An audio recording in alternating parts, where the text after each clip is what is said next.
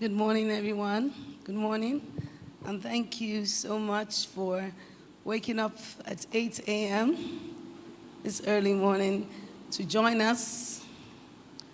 I thank every single person. It's a show of love and commitment and intentionality about friendship. So thank you. I think the firm has been having a series of Thanksgiving because on big days, it's very difficult to be able to capture everything you want to say at that moment. So I've been giving the testimony for the last 4 Mondays in the office when praise and worship. It's been a journey, a decade in doing business, as you said, in Nigeria is not easy. But it is easy, actually, because of the one who sent me. And Pastor Diolu, you spoke about business in the marketplace as a mission, and you've been sent, and as evangelism. I don't want to make you all emotional today, but I always promised God that I'll come back here. We have a series of events. There are 3 events. This is the first. There's one shortly after this, and there's the evening where we're going to dance and party. But of all the 3, I told anyone who asked me to choose, this has always been the most important to me. For us and all the people who love Woodhall Capital, to acknowledge that this is where it all started. God the Almighty is the one who has given us the vision and the mission. I started Woodhall Capital in the middle of a course I was doing in the Guiding Light Assembly. That's why it was very important I came back here, called Master Life. My facilitator, my teacher is right here in the hall, Deaconess Ebiere. And it was a very painful time for me, an extremely painful time. And I went for this course to heal and to reconcile with God. And in the middle of the course, God then asked me to start a business. And I thought, how can I be fighting with someone and you're still giving me instructions? We haven't even made up. And so I started Woodhall Capital from the cafe that my husband owned. And that's why today, when a lot of people ask me, why are you so humble? It's because God said to me, never despise the days of humble beginnings. And so I got the strength to start this business while I was still very, very upset and very hurt. But I just trusted that God knew what he was doing, even if I didn't know what I was doing. And then we started very slowly from a flat on Mosley Road, Ikoyi. And then we got our first client. And I remember the clients just sticking it out with me, because the first transaction I tried to do with them did not go through. The second one did not go through. The third one did not go through. But God placed it in this particular bank's mind to just ask me to keep trying. I'm sure it was the 10th one that went through. I'm looking around to see if the client's here. And it made me humble that the race is not to the swift. If God doesn't give you favor, nobody will stick with you 10 times. I didn't know this man from anywhere. And eventually, the transaction closed. One of the most interesting things that happened was that when he asked me to send the invoice, I just realized I didn't have a company. I was so focused on the work and delivering value that I'd actually forgotten to register the company. And so I rang my husband, who's a lawyer, and I said, well, the transaction has finally gone through. Can you please help me register a company? And he tried being the Christian I am, I tried Jesus Capital, Holy Ghost Capital, Trinity Capital, Gabriel Capital. None of it went through on the CAC portal. And I was walking past the building, and I was now desperate. Imagine that you've tried a transaction 10 times, it didn't go through, and now you can't find a name. And I saw a building in Banana Island next to my house called Woodhall. Out of desperation, I rang my husband. I said, Woodhall Capital, will you try that? And that's the one that went through. And what God showed me is that you don't need to package for him. You don't need to act spiritual for him. He knows what he's doing. So you don't need to help him in the work that he's doing. Woodhall Capital went through, and we sent our invoice. And shortly after that, all the 10 that didn't go through when I was trying, one after the other, they all went through consecutively. So I think we were closing a transaction every month for 10 months, or maybe 14 months after that. One of the interesting things that happened to me after that, 2 years after I started Woodhall Capital, and it's important that I say this,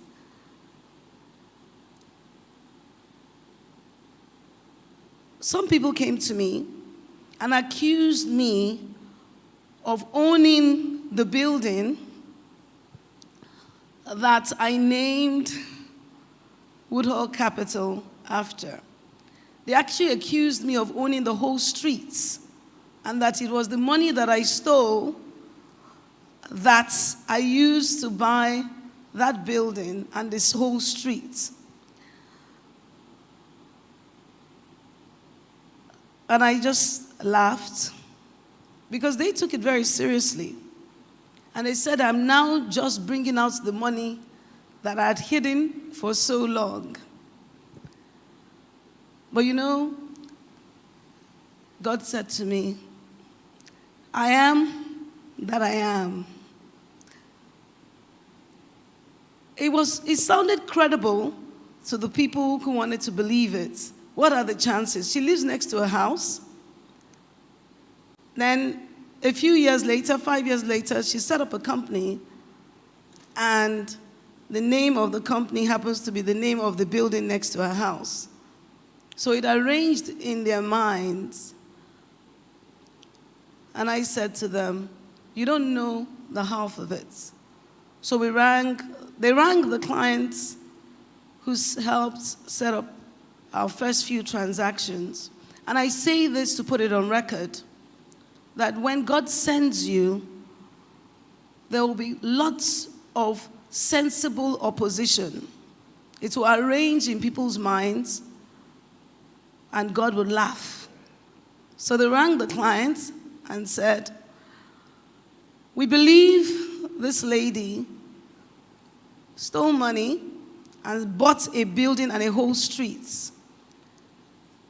And they also rang my mother. And my mother said, I don't know anything about banking, but one thing I know is that this lady has been working for so long. What then happened after that? The client remembered that the first check I paid for the rent of the office that we got bounced. And I called screaming and shouting why they could bounce a check from Bow Concepts. And I called every single person in the building. They then realized that the money we had in our account was in dollars, but I had written a Naira check. And because I made so much of trouble, they remembered it. The second was the check for the rent. Same thing happened.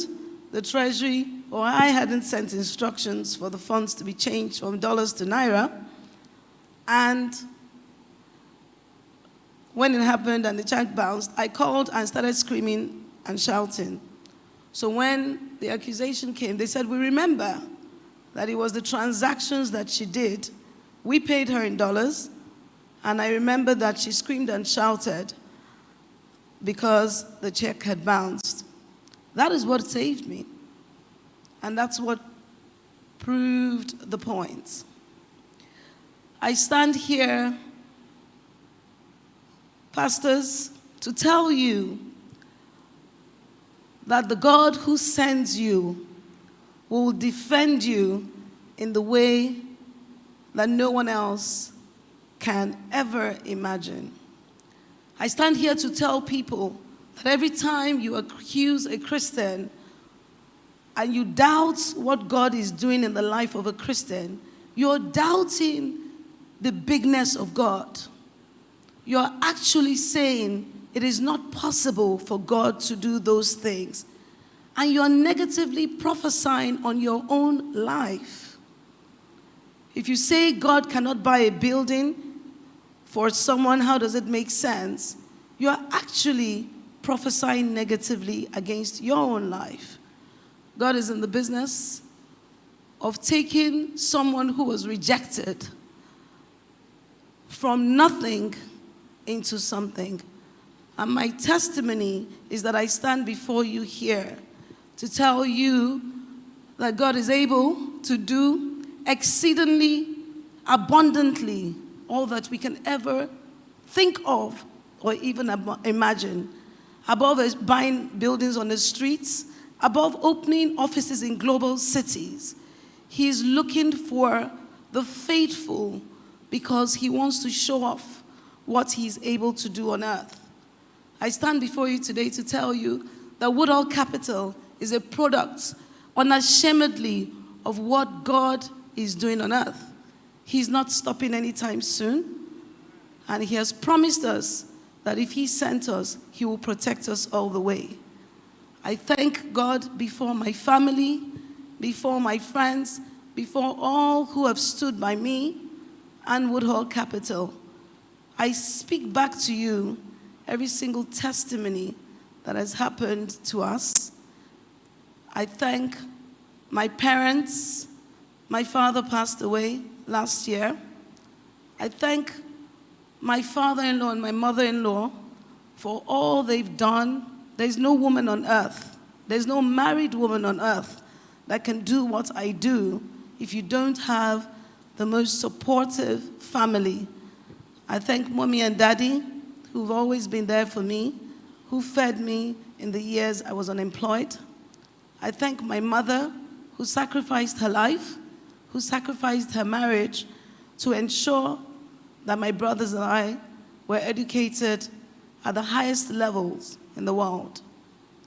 I thank my lovely children who are here today, who have sacrificed their mother for so many years.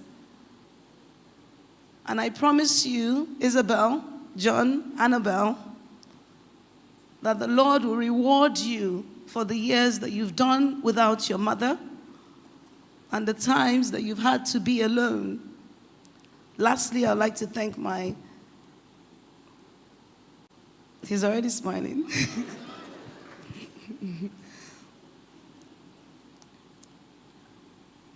I would like to I thanked him last night. I'd like to thank my amazing husband.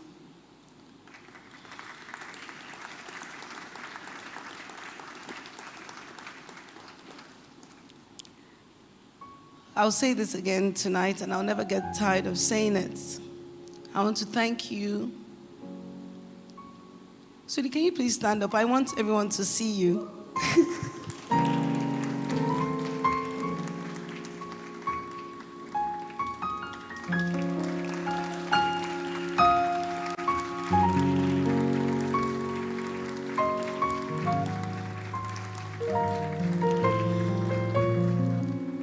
What a friend.